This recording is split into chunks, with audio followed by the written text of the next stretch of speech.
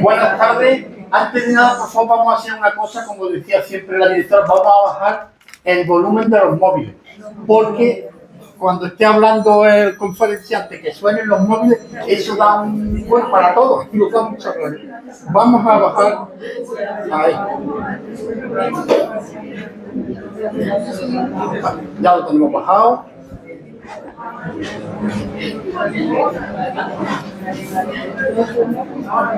Pues darle las gracias antes de nada a la biblioteca por cedernos siempre el espacio este tan estupendo. Gracias a Terrazas Málaga y a su presidente, que lo tenemos ahí. Muchas gracias por haber sido el que hizo el germen de todo este grupo tan maravilloso, que no están aquí todos porque somos casi 15.000 los que estamos en Terrazas, pues aquí no lo vemos tanto. Y gracias a todos ustedes, los de Tertulias Terrazas Málaga, que son los que mantienen a este grupo pues, con su asistencia, con sus comentarios. A veces me enfado porque muchos apuntan y el mismo día anterior se borran. Y eso me pone de los nervios. ¿Por qué? Porque a lo mejor otra gente que quería venir no puede venir, porque se han borrado los últimos 7 personas. Y bueno, y eso da un poco de rabia. A veces me dan ganas de coger a alguien del cuello, pero me contengo. Bueno, hoy vamos a hablar, pues, como ya saben ustedes, de don Lorenzo Armenguard de la Mota, que va a dar la conferencia. No va a ser muy extensa porque lo que quiero es que ustedes pregunten todo lo que quieran. Pueden preguntar, que tenemos al señor hoy más preparado que hay en Málaga. Aunque yo siempre digo, pero es que la verdad están viniendo todas las personas más importantes de Málaga. Es don Antonio Lara Villorbe. Y ustedes dirán, bueno, ¿y quién es don Antonio Lara Villorbe? Bueno, pues es un malagueño, nació en el año 1949, es diplomado en Ciencias de la Educación en la rama de Ciencias Sociales por la Universidad de Málaga. Probablemente algunos de ustedes, igual les suena, si han ido a la biblioteca Cánovas del Castillo, la que está en Calle Ollería, igual les suena porque ha estado allí trabajando muchos años. Allí es donde yo lo conocí, o lo admiraba, pero sin saber quién era, por los libros que había escrito. Se jubiló en 2015. Si fueron ustedes, pues probablemente igual él le dio más de un libro. Ha publicado el libro Antonio Campos Garín, primer marqués de Ignate, editado por la Diputación Provincial de Málaga en el año 2005. Es un magnífico libro para saber mejor quién es el señor Marqués de Ignate. Ha escrito también otro libro que se llama El Marquesado de Campo Alegre, don Lorenzo Armenguard de la Mota, editado por Unicaja en Málaga en el año 2008. Los escudos y emblemas del legado Temburi, editado por la Diputación de Málaga en el año 2017. Luego también ha editado otro libro, El Marqués de Villafiel y el Monumento del Puerto de Málaga, por la editorial Mandragón. Otro libro publicado por él, Efemérides de la Diputación de Málaga, editorial Mandragón, Málaga 2025. Y hay otro libro muy interesante, Los escudos de Málaga, su heráldica y genealogía. Ha colaborado en muchas revistas, como por ejemplo la revista Jávega de la Diputación, Péndulo, Turóbrica, La Saeta, El Avisador Malagueño Online y especialmente escribe habitualmente en el diario La Opinión de Málaga. Y aunque él no me ha mandado, porque él es una persona muy humilde, es lo que yo lo tengo desde que lo conozco, es muy humilde, no quiere, digamos, porque las personas humildes son las más inteligentes y los más sabios suelen ser los más humildes. Es un genio de las maquetas.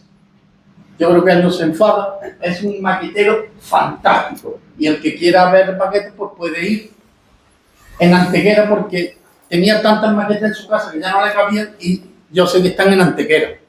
Lo leí en el Diario Sur.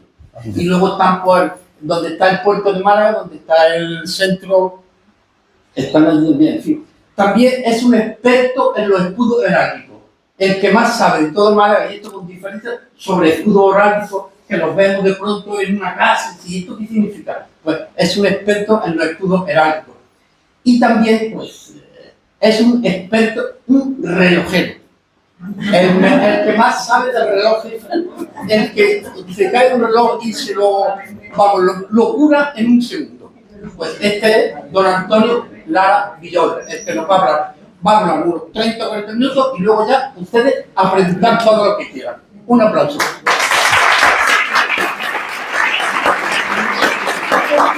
Gracias. Bueno, muchísimas gracias por esas palabras de bienvenida.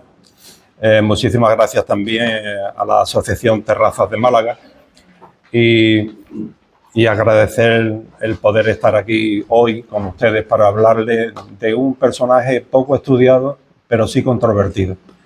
Nos referimos a Lorenzo Armengual de la Mota.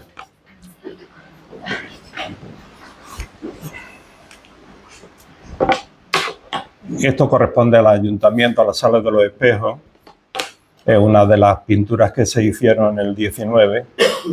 En fin, entrando en materia, diría que la figura de este interesante y controvertido personaje llega a la memoria del malagueño en general, creo, por una de las calles de Málaga que lleva su nombre, la calle Armengual de la Mota. Pero verdaderamente, ¿qué conocemos de su vida y hechos? Ya que a lo largo del tiempo sus orígenes han sido tergiversados y muy idealizados por muchos historiadores, incluso actuales, que reiteradamente han caído en la fácil idea de perpetuar unos hechos sin contrastar. Hoy día la documentación existente y depositada en los archivos estatales nos permiten conocer realmente la vida y vicisitudes de este insigne malagueño, que alcanzó numerosos y altos cargos bajo los reinados de dos reyes españoles, Carlos II y Felipe V. Tras la muerte de Carlos II en noviembre del año 1700, España entró en una guerra civil de alcance internacional por la sucesión al trono español. Estos eran los dos pretendientes, el archiduque Carlos de Austria y Felipe de Anjou, nieto de Luis XIV, rey de Francia, también llamado el rey... ya no me acuerdo. Bueno, en fin, es lo de menos.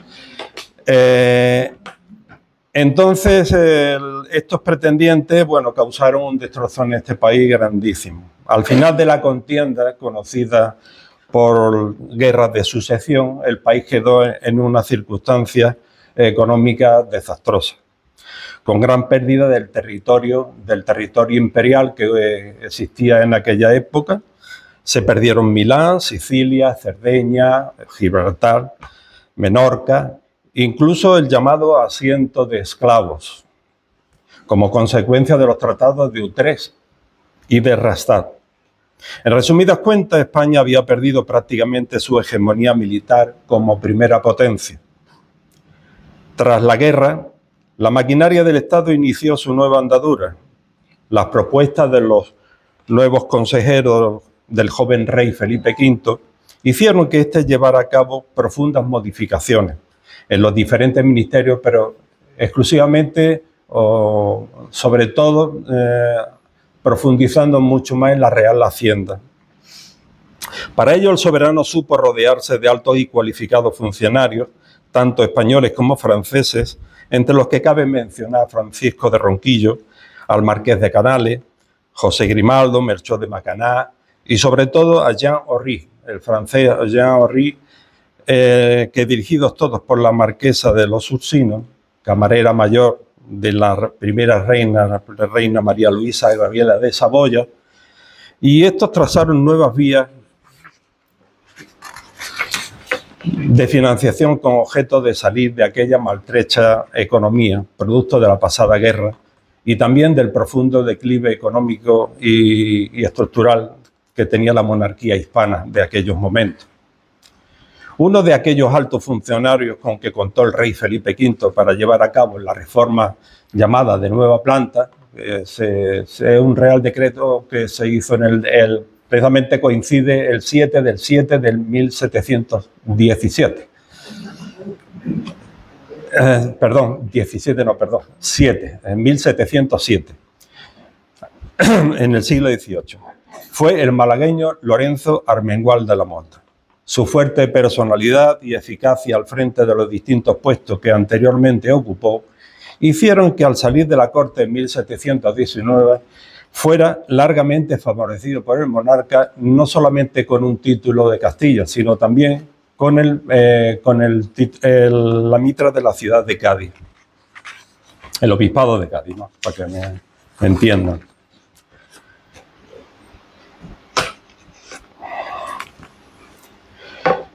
Lorenzo nació la mañana del 24 de octubre de 1663 en el popular barrio del Perchel, calle ancha de los Percheles, en el seno de una familia de hijosdalgos cuyos orígenes radicaban en la ciudad de Antequera. Su padre, José Armengual o Mengual Berlanga, luego les explicaré un poco algunas cosas que queden en el aire, tuvo por oficio el de constructor de barcos.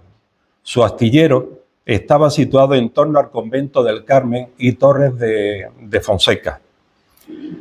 De igual manera ejerció en Antequera el cargo de alcalde ordinario, al igual que sus ascendientes. Su madre, Teresa Álvarez del Pino, natural de Antequera, era hija de Juan Bautista Álvarez Carvajal. Era un adinerado comerciante llamado el Genovés, en seudónimo. De este matrimonio hubo 3 hijos bautizados, todos en la iglesia de San Juan. Lorenzo, nuestro personaje, en 1663, el 5 de noviembre, fue bautizado. Aquí tenemos la partida de nacimiento, con sus más y sus menos. En fin, porque hubo un incendio en San Juan, se perdió y se creyó perdida la partida de nacimiento, pero parece ser que hubo un cura que la recuperó y la transcribió, y parece ser que esto es lo que consta. Evidentemente hay muchísimos papeles en los archivos que constan esos apellidos y esos nombres que coinciden, evidentemente. Después está su hermano Pedro, que nació en 1666. Este fue teniente coronel del regimiento de Valencia y murió en la toma de Játiva en 1707. Y su hermana, Jacinta, en 1671. Aquí tenemos la iglesia y lo que queda de Santo Domingo, que era un convento grandísimo, uno de los mayores conventos que se hicieron tras la conquista de Málaga. Siendo aún muy niño, Lorenzo, un encuentro casual entre su padre y el magistral de la catedral, don Antonio Ibáñez de la Riva, en el convento de Santo Domingo, dio origen a una fuerte amistad entre la familia y el canónigo. Y yo le explicaré el por qué mi hipótesis de trabajo es esta. Y no coincide con muchísimos autores que dicen lo mismo, pero en fin.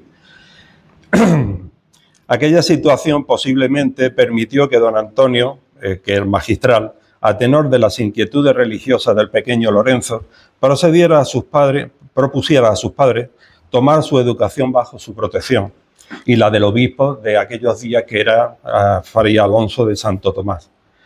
Tras realizar sus primeros estudios como colegial de gramática en la Escuela de Cabildo de la Catedral, pasó al servicio directo del canónigo. Tenía aproximadamente unos 17 años en esos momentos, a Lorenzo Armengual de la Mota.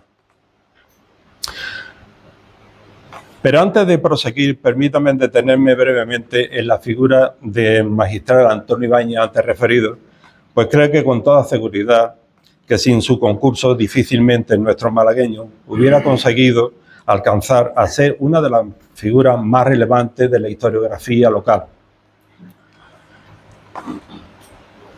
Antonio Ibáñez de la Riva y Herrera nació en Salares, Santander, en 1633. Persona de noble cuna, culta, de gran carácter y personalidad. Fue colegial del conocido Colegio de San Ildefonso de Alcalá de Henares, licenciado en Teología, profesor y catedrático en Arte. Llegó a Málaga en enero de 1667 porque el rey Carlos II le ofreció una canonjía y vino a tomar posesión de ella. Durante su larga estancia en Málaga, estuvo a lo largo de 18 años, estuvo en Málaga, ocupó diversos cargos, como por ejemplo canónigo y magistral de la catedral, arcediano de Ronda, visitador del Hospital de Santa Catalina y Casas de Comedia de esta ciudad, y fiel colaborador del obispo Alonso de Santo Tomás. Fue un hombre muy poderoso en la corte de aquellos días. ¿Por qué? Por lo que voy a comentaros. Alcanzó a ser obispo de Ceuta en 1685.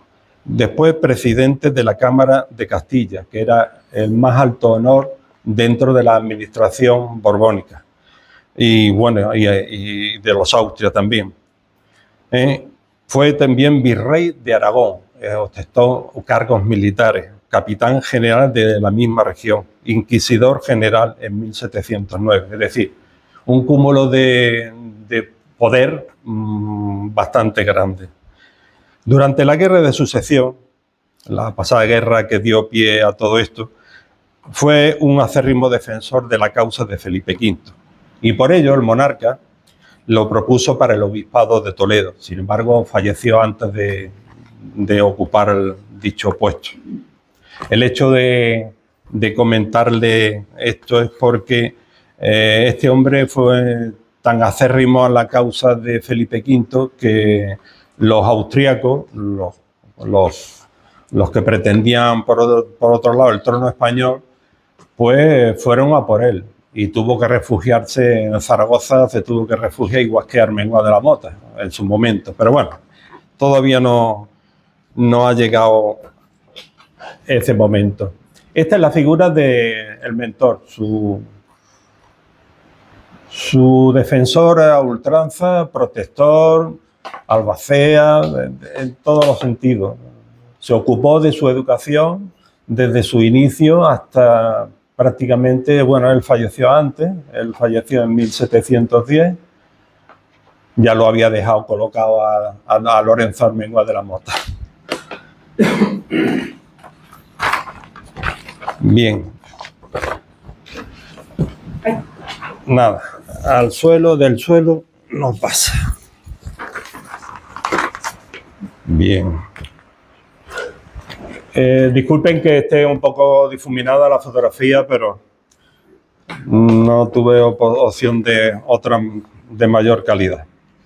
Al hilo de lo que estábamos indicando, cuando don Antonio Ibáñez fue promovido para el obispado de Ceuta, como antes les comenté, en 1685, llevó consigo a Lorenzo y lo ordenó diácono. 2 años más tarde, el señor Ibáñez fue designado arzobispo de Zaragoza y en aquella situación su protegido Lorenzo fue nombrado secretario de su cámara y gobierno. Ya iba alcanzando otros puestos.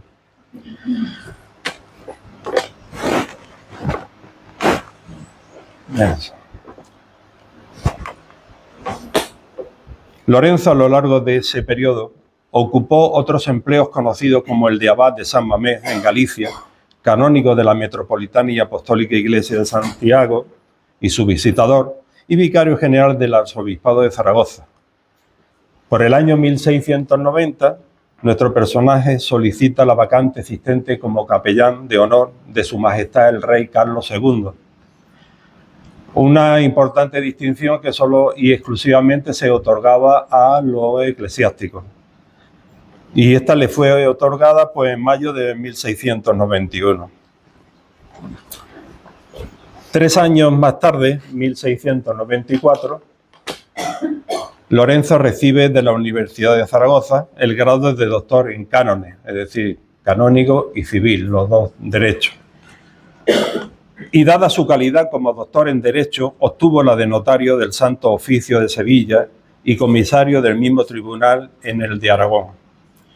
Unos años más tarde, ayudó a su protector en la redacción y elaboración de las constituciones sinodales celebradas en la Iglesia Metropolitana de Zaragoza. Incluso ayudó a la fundación del Montepío de aquella ciudad. Concretamente, unos pocos años más tarde, 3 años más tarde, en 1700, fue consagrado con el título honorífico de obispo de Gironda. Su mentor, don Antonio Ibáñez, dada su gran capacidad de trabajo y conocimiento, lo promovió para que ocupara como auxiliar el obispado de Zaragoza. Este transcurrió entre el 3 de junio de 1701 a 1715. Como podremos observar, dicho empleo eclesiástico lo fue compatibilizando con otros que fue asumiendo. A lo largo del periodo que va desde 1701 a 1705, llevó a cabo una intensa labor religiosa y administrativa dentro del arzobispado de Zaragoza. Conocedor el monarca Felipe V del trabajo que llevaba a cabo su fiel súbdito, le convoca a mediados de ese último año a la corte para que pase a desempeñar el importantísimo cargo de presidente del Real Consejo de Hacienda y su gobernador. El gobernador de la Hacienda lo llegó a ocupar hasta 3 veces, debido a cambios de la estructura de aquellos momentos de organigrama que tenía Felipe V administrativo, de la administración de Hacienda también.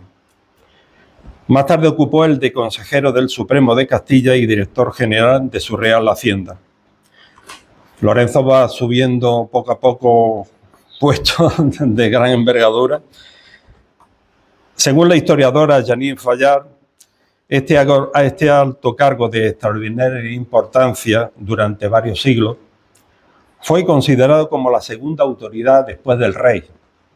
Incluso despachaban a solas y una vez después de los consejos, a puertas cerradas.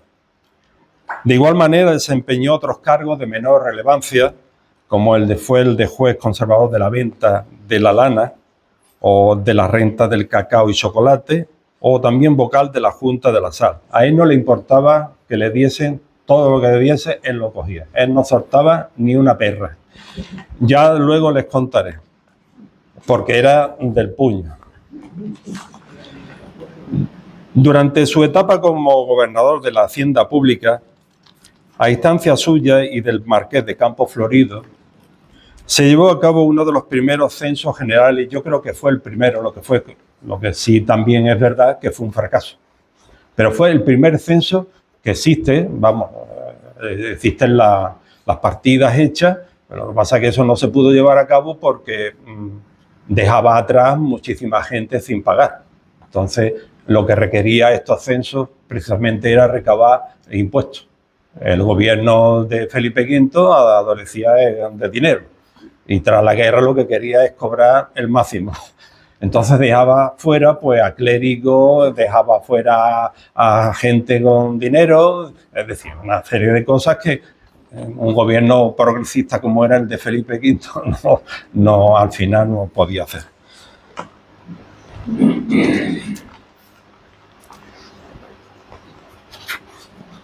En el cual Lorenzo Armengual listaba en este censo general que solicitó a los superintendentes a que a la mayor brevedad confeccionaran un censo con los vecinos de todos los pueblos de España, que ya le he comentado anteriormente que fue un fracaso. Y Campo Florido, que fue el que secundó el primer censo real, con datos fidedignos, sí lo llevó a hacer, pero vamos, eso ya posteriormente a su mandato como gobernador. A lo largo de este periodo, Lorenzo sometió a la administración de las finanzas de Aragón y Valencia a una fuerte presión fiscal, dado que estas dos ciudades habían perdido su fuero, fueron dos, al mantenerse al lado del archiduque Carlos. Cuando la guerra de sucesión, estas dos ciudades luchaban por su fuero y entonces no querían a Felipe V, lo consideraban un intruso.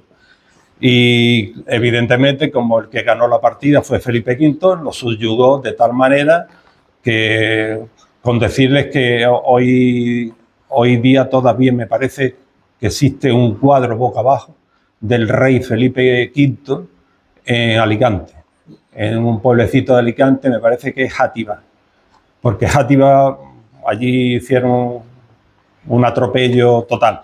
Entonces, los supervivientes de aquella masacre consideraron que era lógico el que propusieran la figura del rey boca abajo. Y creo que todavía eso existe. Bien, pues el 30 de noviembre de 1714, por Real Decreto, auspiciado también por el hombre de confianza del rey en aquel momento, que era el francés Jean Horry, se creó la Secretaría de Hacienda con la nueva denominación de Intendencia del Despacho Universal. Era un volver a componer la estructura antigua, ponerla a las decisiones francesas, porque evidentemente en aquellos momentos de siglo, principios de siglo, Francia era la que manejaba a través del nieto. Luis XIV manejaba al nieto. Su política internacional iba derivada a manejar España como si fuera parcela suya también. Lógicamente, el nieto, que era Felipe V, en cierto momento se dejó hacer, pero después entraba la política de la señora. Lo digo, ¿por qué? Le explico. Al morir la reina María Luisa Gabriela de Saboya, su primera esposa, en 1714, se lleva a cabo profundas modificaciones en la orientación de la política española. Un año más tarde, en 1715, decisiones políticas motivadas por las intrigas palaciegas de este caballero, el abate Alberoni, que era cardenal también, por las intrigas palaciegas de este astuto cardenal Alberoni, ministro protegido de la reina Isabel de Farnesio. Isabel de Farnesio fue la segunda esposa de Felipe V. El matrimonio fue morirse la primera dama y buscarle novia a continuación rápido, para que el trono no estuviera en vacío. Llevó al rey a prescindir de la princesa de los Ursinos y del grupo que elaboraron ante toda la estructura que anteriormente hemos comentado. El rey prescindió de ella. ¿Por qué? Porque el abate Alberoni, junto con la esposa del rey, pues malograron a todos aquellos personajes. Le hicieron a la princesa de los Ursinos, la hicieron salir de la corte, la persiguieron de tal manera que se tuvo que refugiar en Francia, buscando refugio. Posteriormente, también igualmente a los colaboradores, como anteriormente mencionado, Horry, Macaná y demás, todos tuvieron que huir porque iban contra ellos. Entonces, en este momento, pues lógicamente el Lorenzo Armenguas de la Mota, que se encontraba en la cúspide del poder, por así decirlo, pues tiene que cesar en sus funciones y se refugia en su casa-palacio de Madrid, de la calle Casas de los Marqueses de Ontiveros, a la espera de acontecimientos. Mientras tanto, el rey Felipe, gratamente satisfecho y profundamente agradecido de la labor realizada por su antiguo gobernador de la Hacienda, decidió presentarlo para ocupar la mitra de Cádiz, es decir, el obispado, que estaba vacante por el fallecimiento de Fray Alonso de Talavera, su obispo. Aquel mismo año fue elegido como obispo de la ciudad de Cádiz, pero no contento el monarca, le concedió el título de Marqués de Campo Alegre, que es el título de Castilla que le concedió con el vizcondado previo de Miana. Título que al fin, como era eclesiástico, no podía ostentar un título, recayó, se lo ofreció a su hermana Jacinta, que estaba casada con un individuo llamado Alonso Verdugo y Jiménez de Gálvez, familiar del Santo Oficio y caballero de Santiago.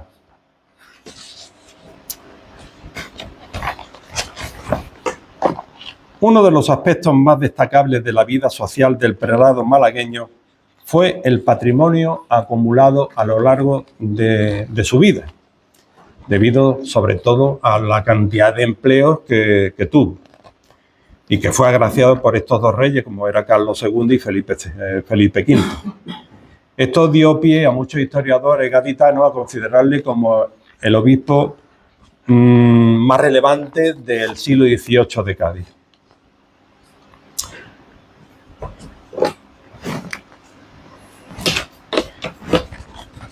Ahora le explico un poco el San Francisco de Asís. Esta apreciable fortuna y coleccionismo que ahora mismo les voy a describir, he entendido, creo que fue en parte a la gran ambición que gustaba del lujo. Este individuo, Lorenzo Armenguas de la Mota, le gustaban mucho los lujos y el aparentar. También afirmaba su poder a través de ese lujo. Tenía, y por último, el conocimiento de lo que compraba con ánimo coleccionista e inversor, porque no olvidemos que este hombre estuvo trabajando en la hacienda y conocía todos los entresijos del poder. Sabía manejar los dineros, dónde invertirlos, qué comprar, cómo comprarlo y dónde. Teniendo en cuenta que un gran maestro que tuvo fue su mentor. Ibáñez de la Riva fue catedrático de arte y entonces a lo largo de sus casi 40 años que estuvo a su lado, pues aprendió inmensidad de cosas, porque Ibáñez de la Riva era un hombre culto también y le enseñó todos los trucos habidos y por haber. En el Archivo Histórico de Cádiz se encuentra depositado un legajo de 87 folios, inventario fechado hacia 1715, de todo el patrimonio ordenado por don Lorenzo a las autoridades religiosas de Roma antes de tomar posesión de la mitra de Cádiz, con la idea de que la misma no fuera expoliada. Ya le explicaría. Bueno, es muy fácil, es simplemente que cuando fallecía un obispo, pues todas sus pertenencias pasaban a la iglesia directamente. Entonces, como Lorenzo Armenguas de la Mota era jurista, era un hombre entendido en leyes, sabía los entresijos de la iglesia y lo que no era iglesia, y dijo, no, pues mi dinero no. Y como era del puño o del codo, pues evidentemente hizo todo lo posible para que la iglesia tomara algo, pero lo que él quisiera, no lo que la iglesia hubiera querido, ¿no? Entonces, de eso se trataba.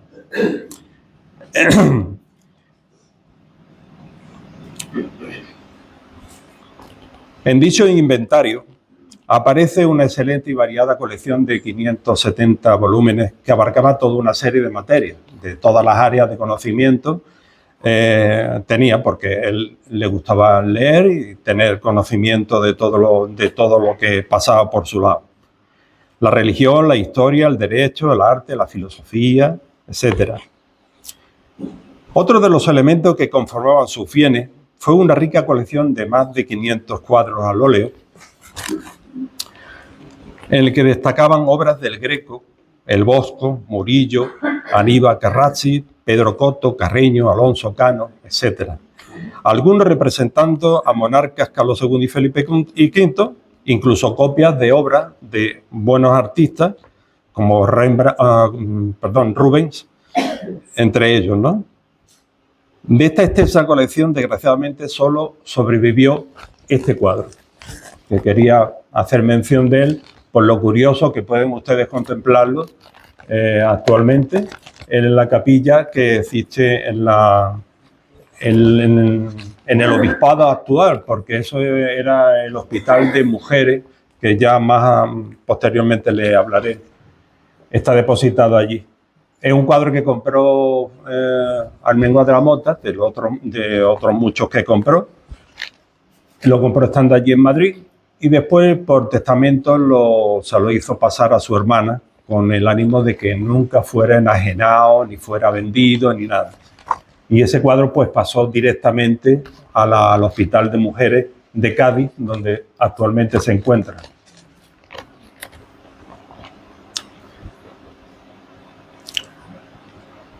También sobresale por su originalidad una colección de retratos en miniatura en hueso y ébano, en la que se usó una técnica especial.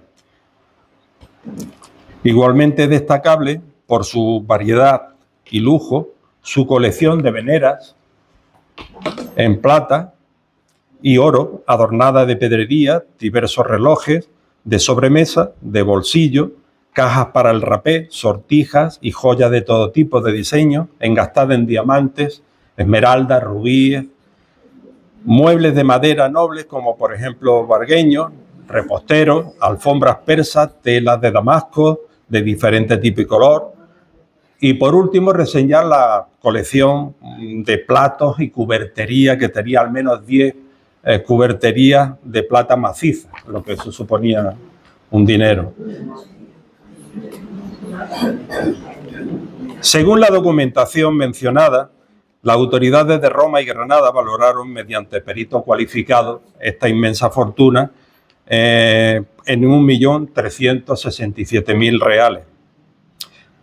Pienso que este refinado gusto por el arte y la cultura pudo deberse a la fuerte influencia que a lo largo de sus muchos años ejerció su mentor, el magistral, sobre Armengual de la Mota.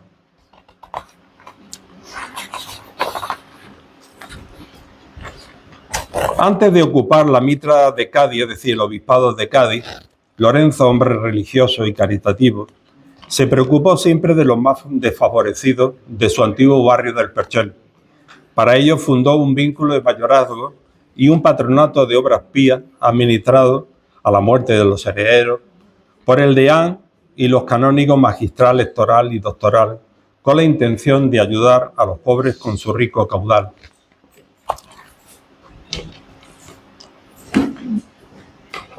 En este documento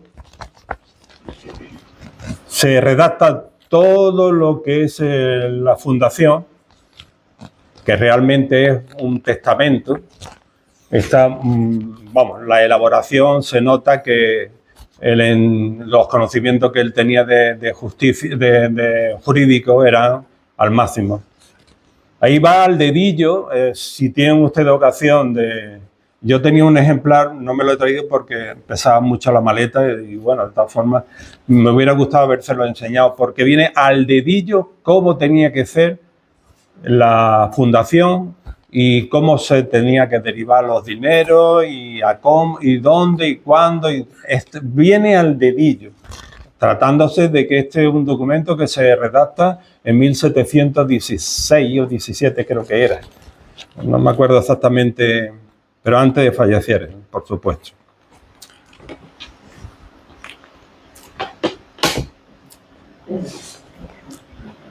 De igual manera, con la renta se cuidaría de los ornamentos de la iglesia de San Pedro y su mantenimiento, en la que fundó 5 capellanías. También de la redención de los cautivos y vestidos para las viudas y huérfanos.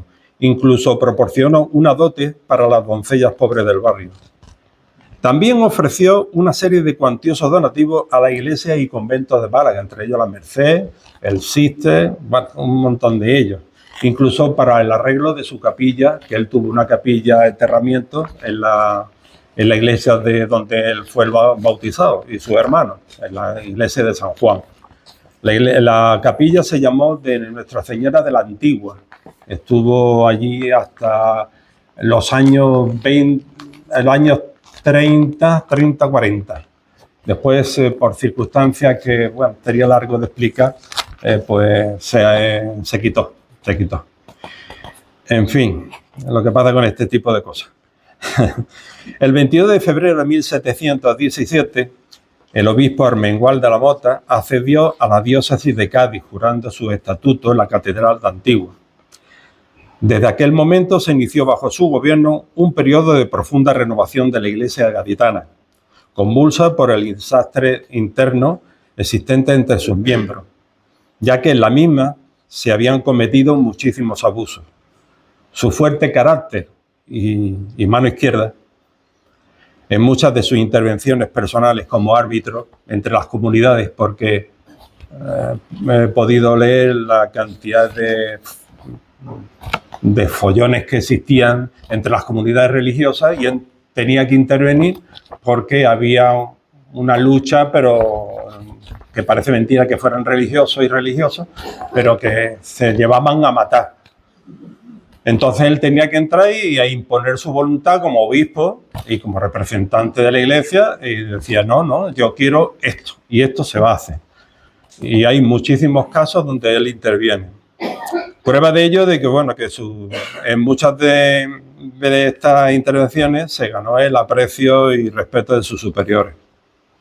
El 16 de abril de aquel mismo año, el prelado fue nombrado capellán mayor y vicario general de la Armada. Esto era un cargo Bueno, uno de los mayores cargos que la Armada tiene y es exclusivo para los obispos. A lo largo del tiempo, todos los obispos de Cádiz han tenido este cargo, que era un cargo militar simplemente. Para extraer un poco del tema, era que un cura tenía que ir en cada barco. Un cura o dos tenían que ir en el barco sí o sí. Eso es, en resumidas cuentas, lo que conllevaba este cargo, ¿no? Que estaba remunerado, por supuesto. Distinción solo concedida a los obispos de Cádiz.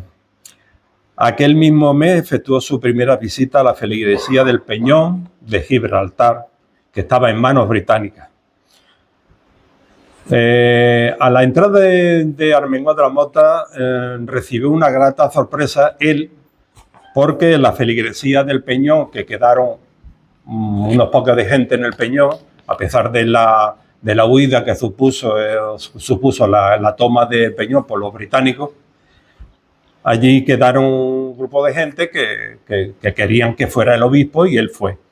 Y él esperaba que los británicos le recibieran de mala manera. Pero no, los británicos inclusive le cedieron su aposento más suntuoso para que él quedara, pero él rechazó totalmente y de plano rechazó aquello porque suponía que los británicos habían usurpado su iglesia. Y ahora les cuento el porqué. En el mes de agosto de aquel año, transcurren unos días, él ve la feligresía, ve la situación en la que se encuentran los católicos allí y vuelve otra vez a Cádiz. A los pocos meses, en agosto de aquel año, el obispo de Cádiz recibe la orden del Consejo de Castilla de supervisar las tierras del campo de Gibraltar, donde se pensaban exiliar entre 4 y 5.000 familias que estaban huidas del Peñón a raíz de la toma en 1704 de la toma del Peñón. Tuvieron que huir todos los que vivían en la cercanía del Peñón. Y eso suponía, pues, bueno, que estaban dispersos las criaturas en una situación sin amparo religioso, pero también sin amparo militar. Estaban en un desierto, por así decirlo. El encargado de hacer este cometido fue Armengual de la Mota, que hizo un detallado informe a Felipe V para que existiese una ayuda rápida, lo más rápido posible, para que ese espacio de tierra se ocupara, si no militarmente, al menos de cura. Y para ello fundó pequeñas parroquias con sus correspondientes sacerdotes en la San Roque, los barrios y en la propia Algeciras. En octubre de aquel año, el obispo visitó por segunda vez la feligresía del Peñón de Gibraltar. Y entre sus objetivos prioritarios, evidentemente, estaba el poner a salvo todos los enseres que quedaban en la plaza militar aquella. La iglesia de la Coronada es la iglesia donde se guardaban muchísimos enseres religiosos que el cura Juan... ahora mismo no caigo cómo se llamaba este hombre. Bueno, ahora se lo diré. Bueno, pues este hombre tuvo el cometido de guardar todos los enseres religiosos, que equivalía, según algunos historiadores, equivalía a 5 cajas de madera conteniendo 5 quintales de plata. Eso suponía aproximadamente unos 200 kilos de plata de enseres religiosos.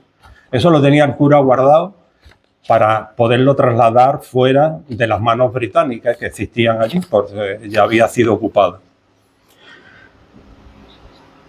Entonces, uno de los objetivos que tuvo Armengual al llegar a la plaza, por demanda de los regidores antiguos de la zona aquella, del Peñón, era de recuperar aquel patrimonio de la iglesia.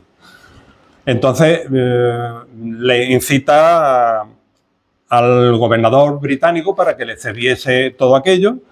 El gobierno británico se niega, aduciendo que aquello es una zona militar y de allí no salía ni un palo.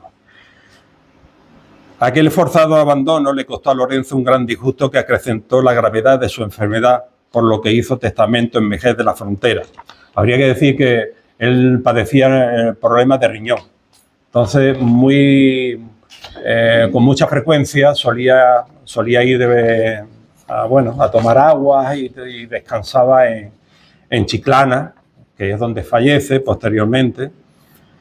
Entonces él se encontró con este cambio tan brusco que tuvo y esta pugna porque el gobierno británico le resolviera la papeleta, y viendo que era imposible, pues le tomó de tal forma que le subió la tensión seguramente y se puso mal y creyó que se iba a morir, y lo más usual es hacer testamento.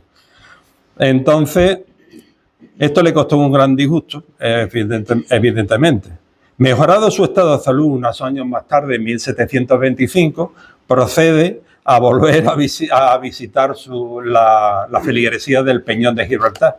Pero los británicos deciden que no había lugar.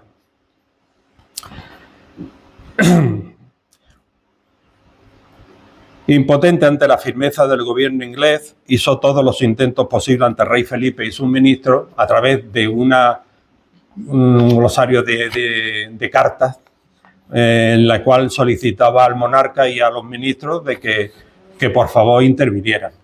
Pero Felipe V le dijo que nanay de la China, que no quería no quería hacer caso de aquel problema. ¿Por qué? Había una razón, según hay historiadores que aducen que esa razón de no querer acceder a las pretensiones de Armengual de la Mota de ayudar a la toma de Gibraltar era porque pretendía cambiar Gibraltar por otra posesión que estuviera en manos de España, ¿no? Cambiarla, pero de ahí se quedó.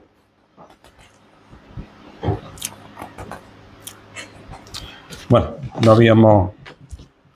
Disculpen que no le haya puesto, es una lámina del Peñón de Gibraltar para recordarnos que eso es tierra nuestra, pero ya no es nuestra desde 1704, no es nuestra.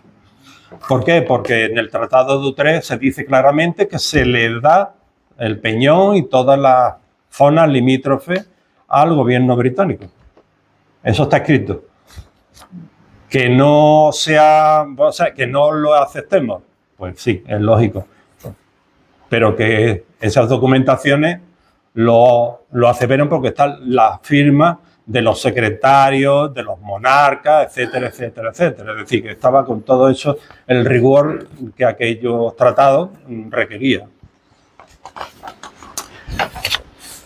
Pero vamos ahora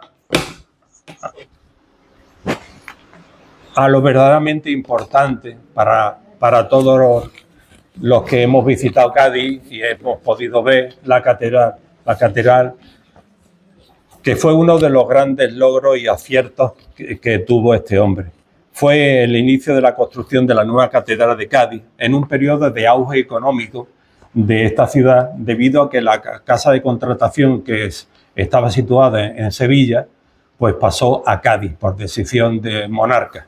Y eso conllevó pues una serie de un alzamiento económico, un flujo grandísimo comercial, porque todo ese flujo venía de América y de demás colonias. Por cabildo de 27 de diciembre de 1721 se aprobó el proyecto del maestro Vicente Acero, que fue el arquitecto que hizo el proyecto. El obispo Lorenzo le nombró maestro de obra. El 14 de enero del siguiente año se inicia las obras de construcción de esa futura catedral, no sin dar origen a disputas y críticas por parte del propio cabildo eclesiástico. Explicarle que esto, ¿por qué estas críticas? Pues muy sencillo, porque Armengual de la Mota se gastaba el dinero, su dinero, se lo gastaba en lo que él quería. Y aquello era un proyecto que necesitaba la ciudad, pero la ciudad tenía muchos detractores detrás de él, porque tengamos en cuenta que Cádiz en aquellos momentos era una ciudad convulsa por muchos problemas sociales y económicos, hasta que no llegó lo de la casa de contratación, que fue un auge hacia arriba, y entonces eso tenía detractores. Y como este hombre lo dijo, propuso la construcción, pero sí pone un duro. Él dijo que los feligreses colaboraran. Entonces los regidores y demás eclesiásticos pues dijeron, bueno, ¿esto cómo ves? Tú eres el obispo, tú eres el que tiene... Y él dijo que nada, que él no daría una parte, pero que lo demás se recabara a través de recolectas por el cepillo, vamos, que los feligreses lo costearan. Esas fueron las críticas.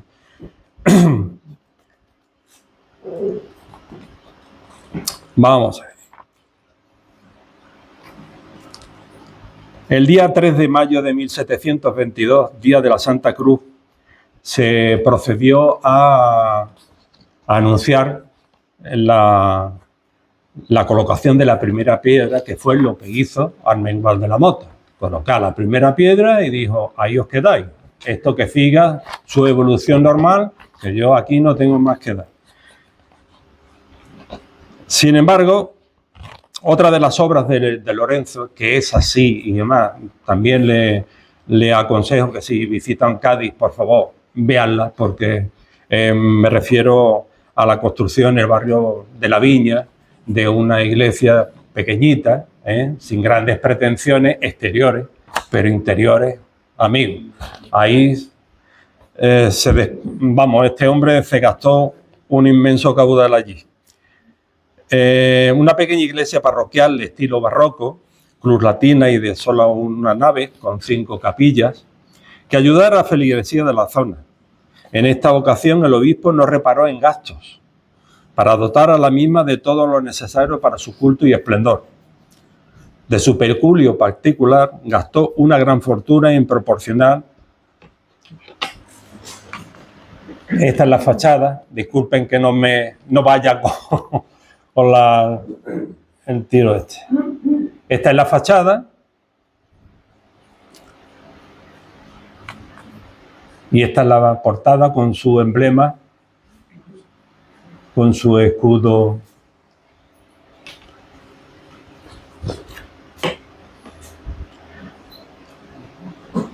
Y para culminar su idea, solicitó el concurso del maestro para terminar esta obra, la iglesia y la torre, obra del sevillano Juan López de Algarín en 1722. La iglesia de San Lorenzo Mártir, que así se llamó, llevó el nombre suyo también y del santo, fue inaugurada en 1726. Aquí podemos contemplar un púlpito que nos parece sencillo, pero la riqueza artística que encierra es bello. Es bello, es sencillo, pero sin embargo es muy bello. Está hecho en mármol de Carrara de 2 colores, sanguino y blanco. Tiene una posterior escalinata por la que se accedía la parte alta. Esto se mandó a hacer en Génova por artistas genoveses, por mandato de Armengual de la Mota. En 1727 se mandó a construir. Otra de las ideas, pero que sin embargo el obispo no pudo llevar a cabo debido a que falleció, fue la de construir el hospital que anteriormente le he comentado, de Hospital de Mujeres Pobres de Cádiz, en la que está encerrado, custodiado el cuadro al óleo que antes les he mostrado de San Francisco de Asís, obra del Greco. Está atribuido al Greco constatado, que es del Greco. Y es la única obra que quedan de sus 500 obras que él coleccionó.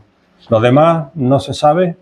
Se han hecho investigaciones, se han trabajado sobre el patrimonio de Lorenzo Armengual, pero no se ha dado nunca con ninguna otra obra que perteneciera a la colección de Armengual de la Mota. Por eso el cuadro que anteriormente hemos comentado es lo que ha quedado. Y una obra de los primeros tiempos del Greco, aquí en España.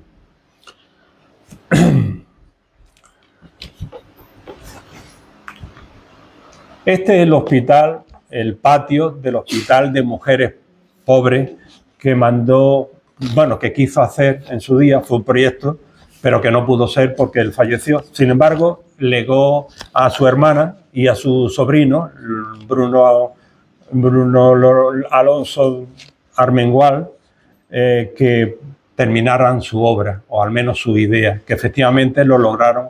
En 1747 lograron terminar. Hoy día esto es la sede del Obispado de Cádiz. También es visitable y es muy bonito. Lo que pasa es que es un recinto, bueno, religioso actualmente y tiene su... Pero el exterior es muy... ¿Cómo decirle? Tiene unos lunetos, es muy original. La fachada del hospital es muy original. Si visitan Cádiz, les ruego que lo vean porque merece la pena. La iglesia, sobre todo, porque tiene una riqueza. Y este hospital tiene una capilla donde está enterrado el sobrino, que está ricamente adornada también, que es donde está el cuadro, evidentemente, donde está el cuadro, y también de la Virgen del Pilar y de la Virgen del Carmen, de la cual la familia Armengual, que vivían en el Perchel, eran muy devotos. Ellos eran vecinos del convento del Carmen, porque el astillero, el embarcadero, ese estaba en esa misma zona. Y entonces eran muy devotos de la Virgen del Carmen también. A principios del año 1730, el estado de salud del obispo Lorenzo empeoró, motivado probablemente por su antiguo padecimiento, mal de la piedra, que le llamaban antiguamente, y su muerte ocurrió el 15 de mayo a la edad de 67 años, en Chiclana, Cádiz, donde solía pasar largos periodos de descanso. Curiosamente, un año antes de fallecer fue nombrado consejero honorario del Estado. Todavía, después de haber abandonado el Estado hacía ya un montón de años, todavía se acordaban de él como un buen administrador que lo fue, como un buen funcionario. Sus restos yacen en la cripta que existe bajo el altar mayor de su iglesia, que él mandó hacer, que también pueden contemplarlo. Y hay una fotografía que se me ha pasado, se la voy a mostrar para que la vean. No es que tiene nada de otro mundo, pero en fin. Esta es la imagen que está en la capilla de la iglesia de San Lorenzo, allí en el barrio de la Viña de Cádiz. En el interior de la sacristía es un cuadro de gran tamaño. La fotografía está regulada porque el fogonazo que le di, pues yo no soy un muy buen fotógrafo y salió un poquito regular y un poquito desenfocada. Pero bueno, en fin, eran las prisas y las bullas porque también la iglesia estaba cerrada y me dejó la mujer que la cuidaba, me dejó entrar un poco a hurtadillas. Y aquí en la parte baja estaba redactado todos los cargos que tenía.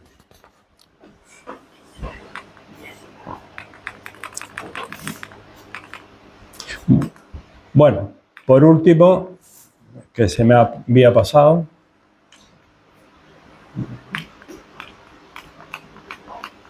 Bueno, esto ya no carbura. José Ramón, tuyo no te lo doy. Bueno, pues soy a su disposición para cualquier pregunta que me quieran hacer.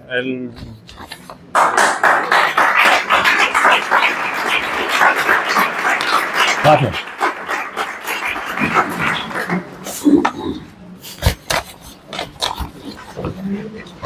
¿Alguna pregunta? La señora.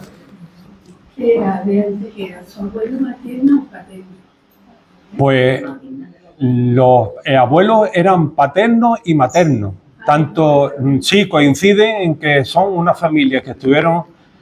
yo pude rastrear eso en los libros, al ser hijos de algo, todavía existen los libros de asentamiento de todos estos individuos. Y como alcalde ordinario del grupo Hijos Dalgo, que significaba un grupo de mayor rango dentro de la sociedad de aquella época, pues están asentados y fueron alcaldes ordinarios tanto por parte materna como por parte paterna. Hasta la cuarta generación llegué yo, que tengo inclusive fotografías de la partida de bautismo de su bisabuelo. Bisabuelo, sí. Por cosa curiosa. ¿Alguna preguntilla más? Quiere decir entonces que más o menos hemos entrado de todo, que es muy importante. Bueno, yo les voy a comentar, hay cosas que a lo mejor se les queda a ustedes por preguntar. Yo querría aclararles algunas cosas que creo yo que son importantes de aclarar, a mi entender. Lorenzo Armengol de la Mota, a lo largo de casi 300 años, ha sido una persona a la cual se le ha dado un halo de religiosidad, de algo místico, y evidentemente fue un individuo normal, corriente, inteligente, pero normal y corriente. Y además nacido en cuna de posible, no como dicen todos los historiadores, que podemos recopilar casi 30 historiadores que todos dicen lo mismo. Hijo de pobres pescadores de las playas de San Andrés. Mentira. Mentira. Porque este hombre, el padre de Lorenzo, que se llamaba Mengual, no Armengual, lo que pasa que después se rectificó en los libros, el sobrino tuvo problemas cuando le concedieron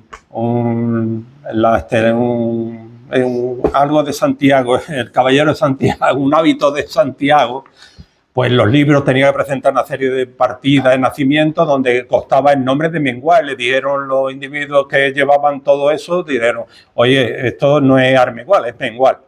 No, esto fue, y ya explica el documento, explica el sobrino, el por qué cambió, el abuelo cambió de nombre. Porque en su testamento, que estaba aquí en su día, yo tuve la ocasión de recopilar ese testamento de Armengol de la Mota cuando estaba la biblioteca, aquí estaba el archivo también, y aquí pude recopilarlo. Bueno, pues el padre tenía 40 hombres trabajando en los astilleros que tenía. Es decir, 40 hombres. Además, la mujer recibió de dote 200 ducados de oro, que eso era un potosí. Sí. Es decir, que se ha montado una historia a lo largo del tiempo, no se ha ido montando, sino sustentando, porque hasta actualmente, como ya le he comentado José Ramón, escritores actuales, gente de nombre, pues le ha sido más fácil copiar lo que dice fulano, mengano y sutano, sin pensar de que alguno se ha podido equivocar en algo, ¿no? Pues todos se han equivocado lo mismo. Pues ya digo, es una cosa que a mí, yo sentí muchísima curiosidad por el hecho de que yo, por mi función en la biblioteca donde yo trabajé, pues me caía mucha documentación y entonces iba contrastando este individuo, si este dice igual, y este es de esta época. A lo mejor había escritores que entre uno y otro había 30, 40 o 50 años, ¿no? Digamos por caso. Pero evidentemente la gente no modificaba ni una coma. Y había escritores como Díaz de Escobar, que muchos de ustedes conocerán Díaz de Escobar por su obra y por muchísimos aspectos que este hombre tocó. Pues él sabía de que eso era mentira, pero lo mantuvo. ¿Por qué? Porque él estaba ligado a la iglesia de alguna forma. La iglesia le interesaba tener una imagen en el éter, pero que no, era un hombre ambicioso, con sus problemas y con sus cosas. Lo que pasa es que, hombre, no se puede llegar hasta extremos, pero porque es mucho profundizar, pero evidentemente da pie. Hay 40 años que están junto a un magistral, o junto a un hombre. 40 años. Pues da pie a pensar muchas cosas. También lo dejó de Albacete. Cuando su mentor fallece, le deja todo su patrimonio, se lo deja a él. Bueno, decía, había alguna... Y otra cosa que les quería comentar es que el hecho de que siempre se ha dicho el encuentro de la amistad, el por qué el magistral lo cogió para educarlo, es muy sencillo, o al menos mi hipótesis era muy sencilla. El hecho de que el padre era cofrade de la cofradía de la Soledad. existente en Santo Domingo. Un cofrade va a los cabildos cuando es necesario y le nombra cabildo, pues va a los cabildos, asiste. Y el canónigo visitaba, como visitador que era de la catedral, visitaba la comunidad del convento de Santo Domingo. Entonces es muy factible de que hubiera momentos en que esa conexión existiera. Lorenzo Armengual, cuando Ibáñez de la Riva llega a Málaga, tiene 6 años. Es decir, una edad que es lógico que el padre posiblemente, deduzco yo, y es muy plausible, el que lo llevara a Santo Domingo. Y ahí pudo deberse el inicio de la amistad, porque posteriormente, por documentación existente en los archivos, existe documentos privados en donde al padre de Armengual de la Mota le debían dinero, una serie de individuos le debían dinero y propuso al magistral de árbitro. También denota que había un cierto nexo ahí para que existiera eso que la historia ha dicho de que, bueno, que se lo llevó de la mano de la playa el canónico, que le compró pescado, que cipito, que ciplado. Exactamente, y eso reiteradamente se ha ido poniendo en la historia y eso hay que desmantelarlo, lo que no es cierto. ¿Por qué? Se ratifica por documentación, no hay otra cosa. El que quiera ahondar sobre eso, con mucho gusto, yo le digo dónde y ahí profundiza todo lo que quiere y se pueda gastar, porque desgraciadamente en este país la investigación cuesta dinero. Cualquier papel que pida usted a Madrid le cuesta dinero, desgraciadamente. Pero bueno, eso es así, esta historia es así. ¿Y el testamento? ¿El testamento de quién? De Lorenzo. De Lorenzo. El testamento de Lorenzo. No existe testamento porque el testamento es el documento que antes de sellar. Ah, pero como antes, cuando pensaba que se iba a morir, hizo días antes del testamento, ¿solamente se lo deja a la hermana? Pues posiblemente, no, todo se lo deja a la hermana. Todo lo que son sus riquezas, salvo que muriera. Si fallecen y toda la parentela, porque es que su sobrino, Bruno Alonso de Armengual, no tiene hijos. Se casa con una escocesa, bueno, irlandesa, y no tienen hijos, que están enterrados también allí en la capilla que les he comentado. Y entonces, todo lo demás, en los mayorazgos y todo, pasa a la catedral, igual que el título que tiene su historia, de ahí mi libro, el título de mi libro, Marquesado de Campo Alegre.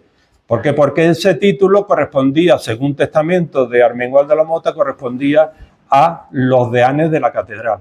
¿Por qué? Porque ellos tenían dinero. ¿Pero qué ocurre? Porque esa es otra historia que desgraciadamente no se conoce. Los deanes de la catedral tenían un puesto relevante dentro de la jerarquía eclesiástica, pero sin embargo eran tacaños y no querían dar un duro. Entonces el título recae en ellos y no pagan la media nata, que eran los derechos reales. Al no pagarlo, durante al menos 10 años no pagan ni un duro. Y entonces le reclama el Consejo de Castilla, que eran los que supervisaban los títulos y demás, le reclama el título y nada, no hay forma. Entonces el alcalde de Málaga, el alcalde de aquella época, como es lógico, pues... No, Paco de la Torre igual estaba todavía. Por eso no he querido yo decir nada. El alcalde fue con la justicia a solicitarle el título, el título que volviese a la Cámara de Castilla. O sea, fue una devolución porque no pagaban. O sea, que la iglesia hemos topado todo. ¿Por qué pasó de ser mengual a mengual? Yo deduzco, por lo que dice hay dos hipótesis.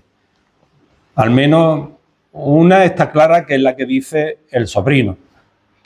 Clara el entuerto ese, de que ponen todos los textos, ponen las partidas de nacimiento, de desposorio, de fallecimiento, todo mengual, mengual, mengual. Sin embargo, en su testamento, el padre de Armengual pone ya Armengual, lo rectifica.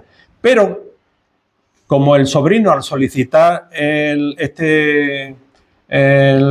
hábito de Santiago, que era una cosa prestigiosa, tenía que presentar hasta la quinta generación de un lado y de otro, tenía que presentar los papeles, es decir, casorio, muerte, todo. Entonces ahí rezaban el nombre de Mengual. Todo eso él aduce ante los informadores, que se le llama a los individuos que son mandados por el Consejo de Castilla a Málaga. Vienen a Antequera y vienen aquí a Málaga, a todos los sitios que les mandaban. Y ven que este hombre, Mengual, le dice, bueno, mira, esto no puede ser. Y él les explica de que parece ser que en uno de los documentos se equivoca, el amanuense se equivoca. Pero yo no creo que sea eso. Yo creo más bien que Mengual era peyorativo. Y como iba increciendo el panorama económico, porque este individuo fue creciendo, no menguando, pues entonces Armengual, que también existe como apellido en Mallorca, hay muchísimos Armengual, en las zonas del Levante existe mucho Armengual, y sus derivaciones, porque los apellidos, hay muchísimos apellidos y se derivan dependiendo del lugar y dependiendo el individuo que la utilice, las voces del apellido, ¿no? Por eso ya digo que sobre Armengual, bueno, y no les puedo contar mucho más porque estaríamos aquí toda la tarde y no quiero cansarle. No, mujer, es muy sencillo. Yo conseguí, el libro se me podría haber quedado en la mitad y conseguí ampliarlo la otra mitad, porque tuve la suerte de encontrar con una persona que era descendiente del hermano de Armengual, después de 300 años. Y yo me bañaba con ella, y con mi mujer nos bañábamos en la playa todos los días, sin saberlo, ¿eh? Ni ella sabía tampoco nada. Pero una hermana suya sí lo sabía. Entonces, por una serie de circunstancias, yo estuve investigando y, bueno, el azar se formuló y di con la persona que me atendió y en mis manos cayeron una documentación que la tenían ellos guardada desde hacía una cantidad de años, bueno, por tradición familiar. Traían una documentación y ahí venían personas que ligaban con esta familia. El hermano de Armengual de la Mota, que murió en Játiva en 1707, como hemos comentado, pues estaba casado con una mujer y esta mujer pues tuvo un hijo y lo tuvo en Cazarabonela. Y de Cazarabonela pasó a Coín y de Coín, y mire usted, por Dios, ya se formó el Formón. Ahí se lió ya de tal forma y todo eso lo tengo en mi libro. Y hubo una tercera marquesa de Campo Alegre, era una hija de ese pueblo. Lo que pasa que era octogenaria, falleció la mujer, se lo cedió el título a los hijos, que eran también individuos de rango muy alto dentro de la justicia, pero se lo denegaron. El título volvió a tener el salto hacia el Estado. Y entonces pues yo me vi con nuestra familia que tenía una cantidad de papeles antiguos de todo tipo, hasta bulas papales, porque lo conservaban por tradición familiar y bueno, porque también tuvieron la oportunidad de que en sus manos cayeran aquellos papeles. Pero había partidas de nacimiento de 1600, de 1700, documentos de tipo económico, de transacciones de todo tipo, compra y venta de tierra. Bueno, esta familia tuvo una finca llamada de las Bernardas, bueno, porque era del convento de las Bernardas, que tenía 144 hectáreas, creo que era, una barbaridad.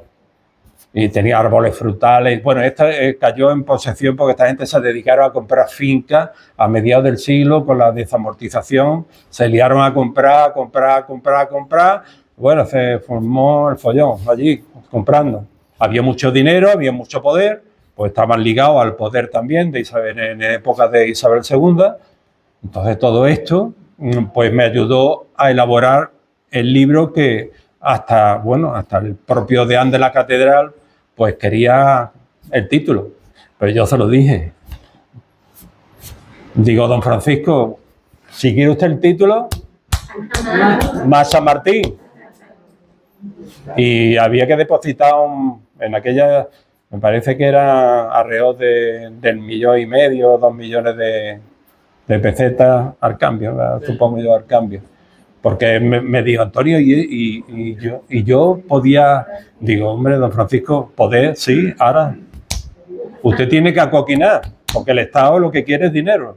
El Estado le importa 3 pepinos porque es un papel. Eso es un título nobiliario, es un papel. Pero hay que pagar al fisco. Son los derechos reales. Y ahí se le fraguó el hombre, digo, no, Antonio, no merece la pena. Digo, no, es verdad. Dígame.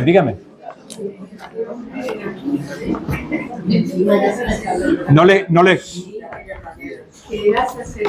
Sí, él en 1687 lo hizo sacerdote y se lo llevó, él fue arzobispo de Zaragoza. O sea, es que obtuvo una cantidad inmensa de títulos, tanto de un rey como de otro. Entonces todo eso os cobraba. A él no le quitaban ni un céntimo. Él no tenía como a nosotros que nos quita Hacienda. A él no, porque Hacienda era él. A él no le quitaban ni un duro. Dígame. ¿Por qué quitaban la primera antigua de San Juan? ¿Y por qué no tenían más muy conocido que al igual la montaña de allí? Es que he escuchado algo de la antigua. La capilla de la antigua no estaba en San Juan y estaba en San Juan.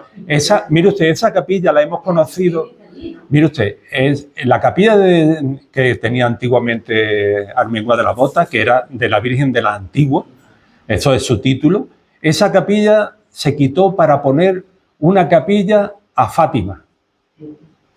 Eso la hemos conocido muchos que hemos entrado en San Juan y hemos visto esa capilla. Estaba una gruta. La Virgen de Fátima era una gruta hecha en corcho. No sé, los mayores sí la habrán, la gente joven lo más seguro que no. Porque eso hace ya bastante tiempo que la quitaron. Hoy día la tiene una hermandad, la lleva una hermandad. Pero esa capilla la compró en 1700, la compró Armengua de la Mota, que le costó 200 ducados de oro. Se la compró. Y usted se refería a algo más de Antequera, ¿no? Me ha comentado. Eso, porque la quitaron de allí, se le llevaron el enterramiento, y por qué en Antequera no es muy conocido que Armengua de la Mota. No, es que esa capilla de enterramiento Armengua de la Mota la hizo para él. Esa capilla de San Juan, como él fue bautizado igual que sus hermanos en esa capilla, él quiso tener una capilla de enterramiento. Lo que ocurre es que ya con el tiempo el padre falleció y la madre falleció también. Entonces ocuparon la capilla de enterramiento de él, la ocuparon ellos. Entonces él ya decidió, pues, al morir, quedarse en hacerse su capilla de enterramiento en la iglesia de San Lorenzo que erigió. Más simple.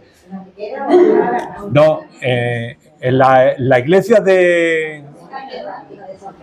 la de San Juan está aquí, en Cádiz está sus restos, los restos suyos. Los de sus padres están en San Juan, o debían de estar en San Juan. Las Armenguas están debajo, vamos, del altar mayor. Del altar mayor de la iglesia de San Lorenzo, ahí en Cádiz. En Cádiz. Murió joven, 67 años. Una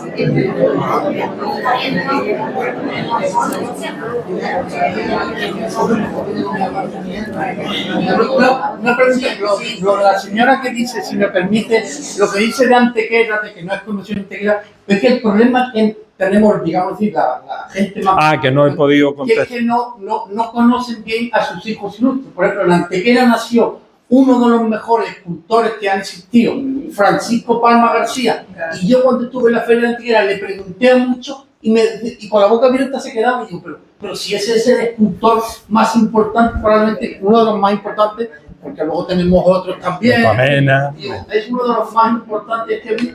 Y luego está su hijo, Francisco Palma Burgos. También continuador de la obra del padre. Que hizo el Cristo de Mena, cuando lo quemaron en el año 21, luego lo restauró Francisco Palma Burgos, que es el hijo de Francisco Palma Burgos. Pero eso suele pasar. Aquí en Málaga le pregunta a cualquiera, si te sales de Marisol o si te sales de Antonio Banderas, ya no conocen a nadie. Por eso nosotros, con Francia a la cabeza, estamos intentando dar a conocer a muchos personajes ilustres que han dado nombre a Málaga. Que por eso es más conocido por mucha gente que no son conocidos, pero que ellos iban diciendo y enorgulleciéndose de que habían nacido en Málaga. Pero yo sé, desde Rita Luna, pues yo qué sé, hasta la bailarina de Caputala, esa, la princesa de Caputala, todas esas que han sido, que más o menos nosotros lo conocemos, pero los jóvenes, eso les suena chino. Dígame. ¿Dónde está la maqueta tuya? Las maquetas tuyas, ¿dónde están? Pues desgraciadamente están distribuidas por toda Málaga. Están en... Dice que hay una Antequera. Sí, Antequera está en el... No, en San Zoilo no, allí hubo una exposición de ella. Allí sí hubo una exposición. La tienen en el museo, el museo de Antequera, las tienen allí. Las tienen allí. Cuando quieren, que le voy a decir y le voy a hacer muy sincero, yo la entregué hace 8 años. Se la entregué a ellos. Le entregué 80 maquetas. 80 maquetas. Que hubo previamente, tuve yo una exposición en el Corte Inglés, que la expuse allí todas. Bueno, pues a los 8 años, la alcaldía de Antequera dio el visto bueno y hicieron una exposición a la cual no me invitaron. No sé si será antequerano o lo que sea, pero desde luego dejan mucho que desear la alcaldía y los que llevan el tema. Pues mire usted, las maquetas son muy variadas, maquetas de artilugio, concretamente las que allí hay son artilugios que se utilizaron en la toma en 1410 de Antequera, que hace unos pocos de años se cumplió el 5 centenario y se hizo una recopilación de maquetas de todas las cosas originales. Bueno,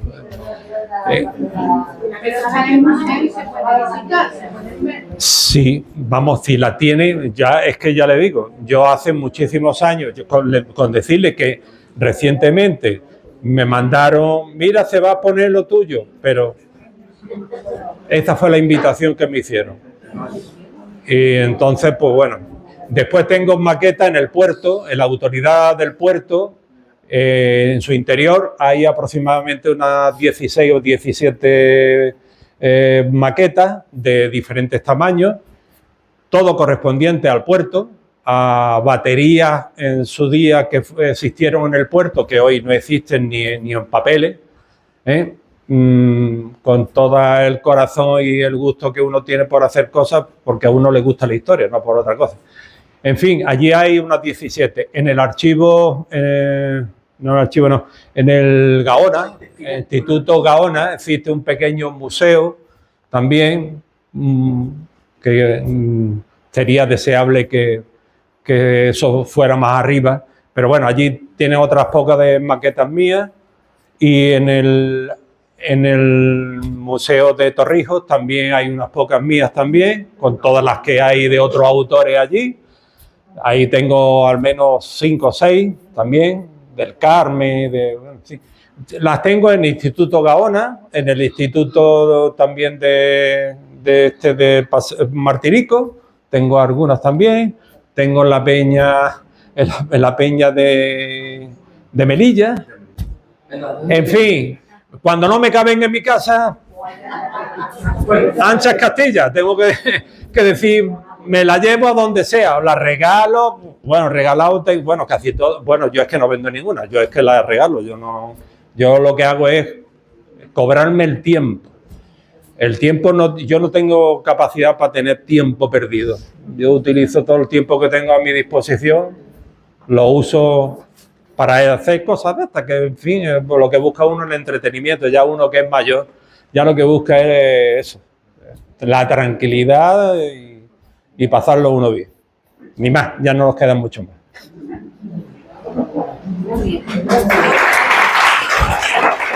Gracias.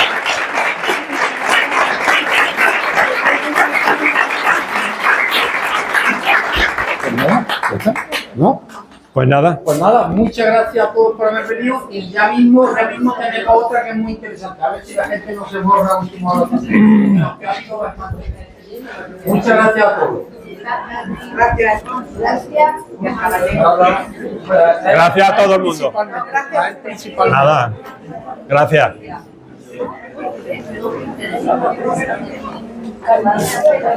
Buenas noches. Buenas noches.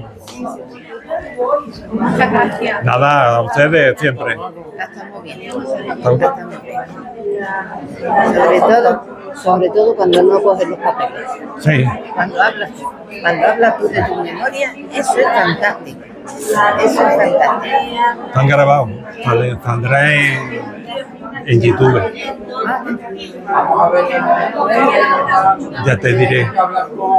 Voy a ir guardando.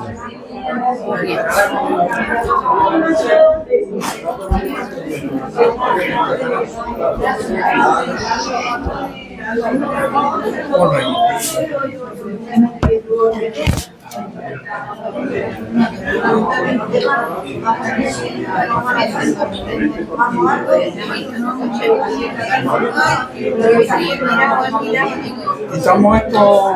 Sí. Bueno, sí, venga, niña, gracias. Una pasadita ahí para.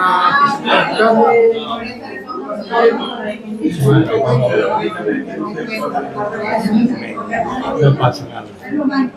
No pasa nada. Yo siempre me gusta darle donde está para extraerlo para que no haya. Pero yo creo que no te preocupes, tú decides gastar mecha, porque cada portátil tiene su exactamente. Ya es.